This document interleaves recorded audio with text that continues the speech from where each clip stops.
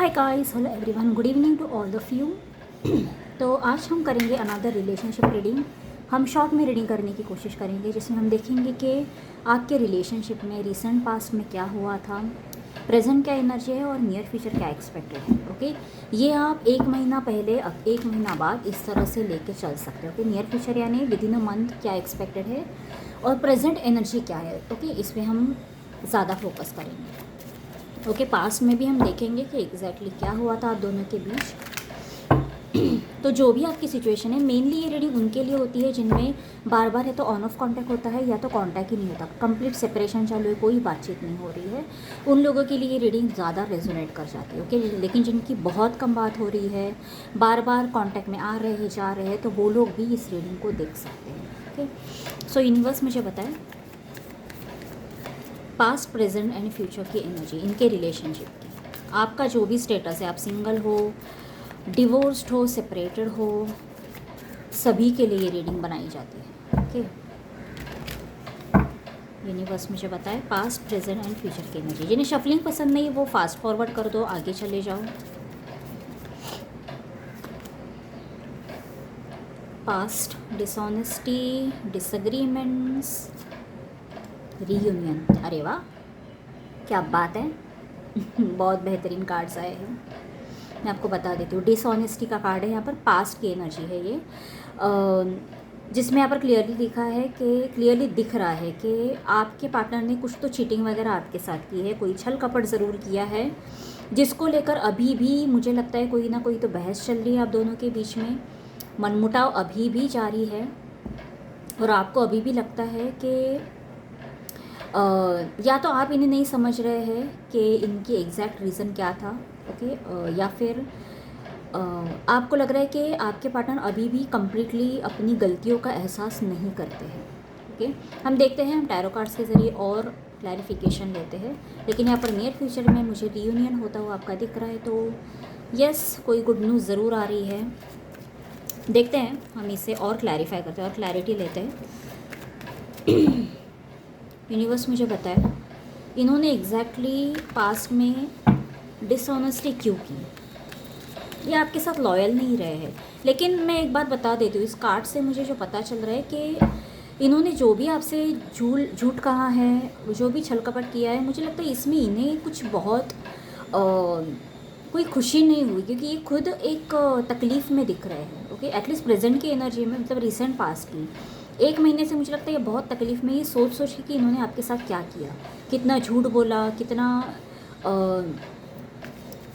किस तरह से इन्होंने आपके साथ चीटिंग की, ये सोच सोच के ये खुद मतलब इनका सिर दर्द हो रहा है। यूनिवर्स मुझे बताइए क्यों थे डिसऑनेस्ट, क्यों थे, एग्जैक्ट रीज़न क्या था। 9 ऑफ पेंटिकल्स विद दिस 10। देखो, आपके पार्टनर जो है ना ये एक मास्क पहन के चल रहे थे।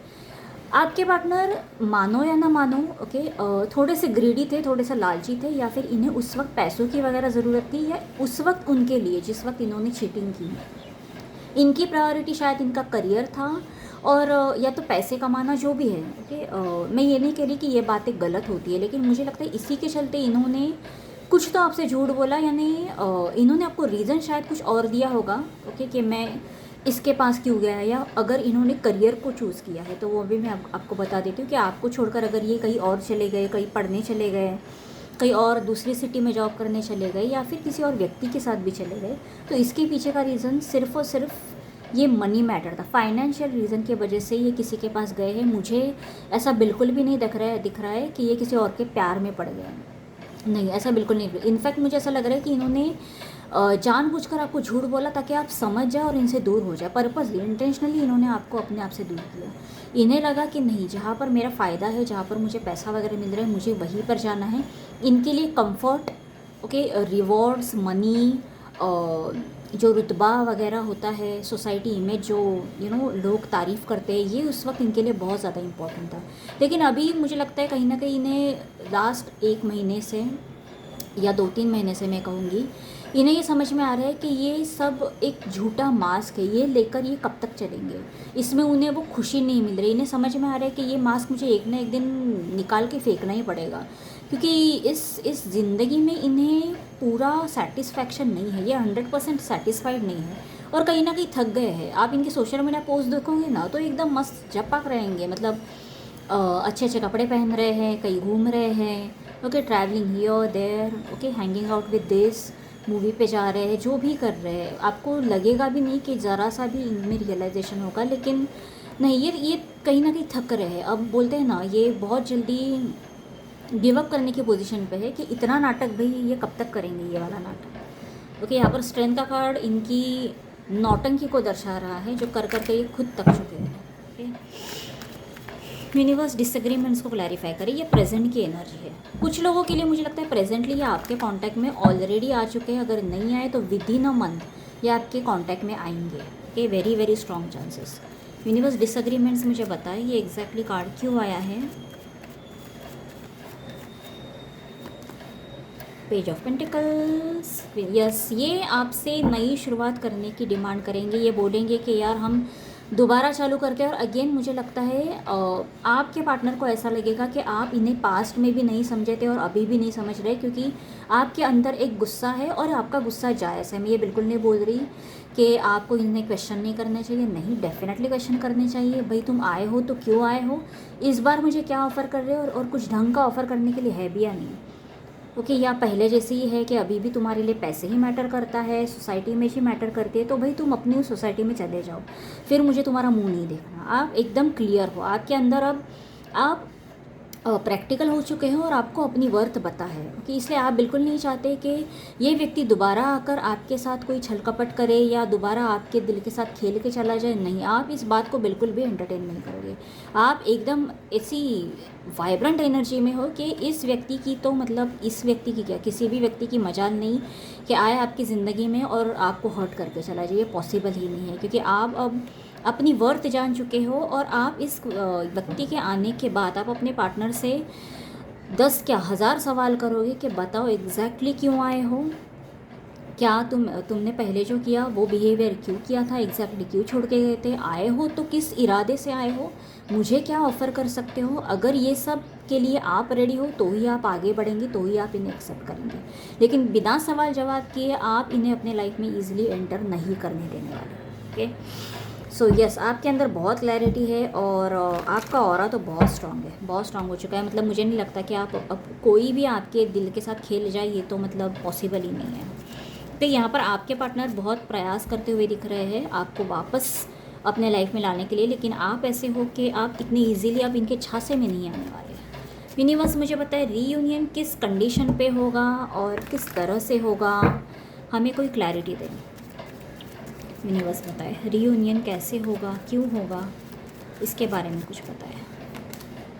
3 ऑफ वॉन्ड्स, द वर्ल्ड। आपके पार्टनर आपको कुछ ऑफ़र ज़रूर करेंगे, कुछ बड़ा ऑफ़र करेंगे। मतलब बड़ा इन द सेंस, अगर ये कहीं मानो अगर ये कहीं दूसरी कंट्री में दूसरी सिटी में गए थे जॉब करने के लिए वगैरह और आपको छोड़ दिया था, तो अब वो आपको ऑफ़र करेंगे कि चलो तुम मेरे साथ चलो, शादी करो या जो भी है। हो सकता है, ज़रूरी नहीं कि हर किसी के लिए शादी हो, कुछ लोगों के लिए आप रिलेशनशिप में ही रहोगे, लेकिन ये आपको ऑफ़र करेंगे कि तुम मेरे साथ चलो, अब मैं तुम्हें अकेले नहीं छोड़ना चाहता, पहले मैंने तुम्हें सेक्रीफाइस कर दिया था, अब मुझे वो गलती दोबारा नहीं करनी, अब चलेंगे तो हम साथ ही चलेंगे।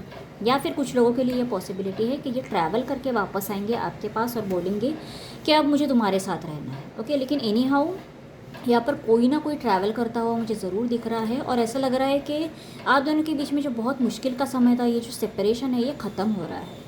ओके, और आपके पार्टनर आगे का सोच रहे हैं और ये आपको आगे के कुछ ऐसे दावे देंगे, कुछ ऐसे प्रॉमिसेस आपको करते हुए दिख रहे हैं जिससे आप कन्विंस हो जाओगे कि ओके, मतलब इस पर्सन के दिमाग में कुछ तो है, कुछ तो ढंग का प्लान किया है, ऐसे नहीं कि ऊपर ऊपर से कुछ प्रॉमिसेस कर रहे हैं ये, और आपके लिए कुछ करके ज़रूर दिखाएंगे। ओके, यूनिवर्स वर्ल्ड की एनर्जी को क्लैरिफाई करें, वर्ल्ड और 3 ऑफ वॉन्ड्स दोनों एनर्जी को क्लैरिफाई करें। इनके पास आखिर ऑफर करने के लिए है क्या, ऐसी कौन सी बात है जिससे मेरे व्यूअर्स मान जाएंगे इस यूनियन के लिए, ऐसा क्या हो रहा है। डेथ, वेरी ओके, कुछ लोगों के लिए वेरी वेरी स्ट्रांगली शादी होने वाली है, बहुत ही ब्यूटीफुल कार्ड्स है और ये करीब करीब मुझे लगता है डेथ विद 10 ऑफ कप्स। कुछ लोगों के लिए ये नेक्स्ट ईयर होगा।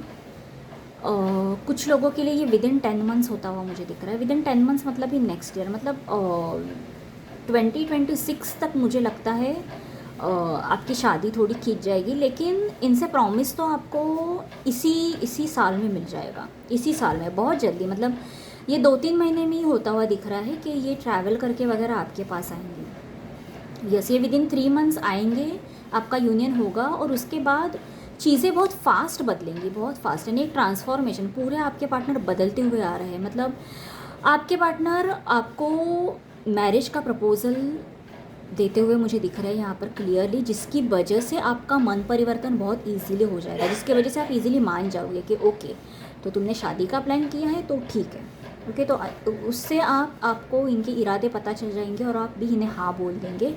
और डेथ का कार्ड यहाँ पर रीबर्थ को भी रिप्रेजेंट करता है। डेथ मतलब हमेशा डेथ नहीं होती है, नेगेटिव कार्ड नहीं है, यानी कोई पुराना ख़त्म हुआ चैप्टर दोबारा चालू हो रहा है और इस वक्त एक बहुत ही ब्यूटीफुल मोड पे एंड हो रहा है। एंड भी नहीं, चालू ही हो रहा है, राइट। शादी is not the end, right.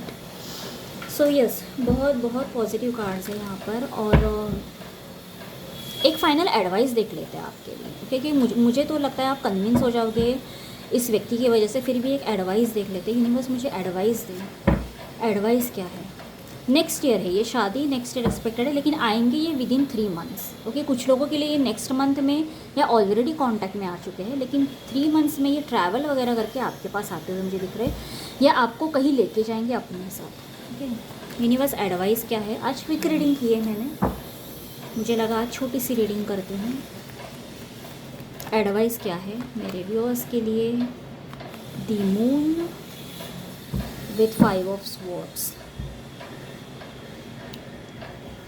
देखो, अपना मन ज़्यादा खट्टा करके मत रखना इस व्यक्ति के साथ, ओके। ये व्यक्ति इस वक्त आपके पास अच्छे इरादे से आ रहे हैं, और यहाँ पर आपकी जो क्वीन ऑफ स्वॉर्ड्स की एनर्जी है ना, इसी से पता चल रहा है।